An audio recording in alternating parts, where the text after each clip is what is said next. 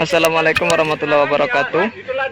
Selamat sore, salam sejahtera untuk kita semua. Saat ini saya berada di Desa Tangga Batu, Kecamatan Seluma Selatan, Kabupaten Seluma, di mana di lokasi saat saya berada ini terdapat seorang nenek-nenek yang sudah tua, sudah dalam kondisi pikun, ditelantarkan atau ditinggalkan oleh anaknya, yang mana rumah yang ditempati selama ini beliau, nenek ini sama anaknya, rupanya sudah dijual, sehingga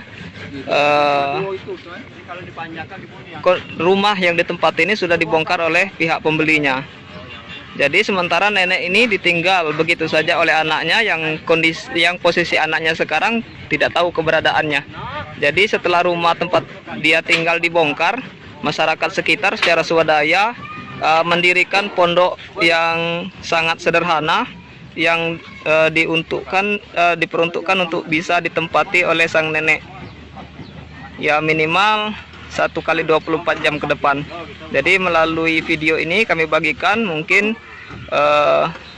ada pihak-pihak yang terkait bisa membantu, jadi bantuannya sangat kami harapkan. Demikian, assalamualaikum warahmatullahi wabarakatuh.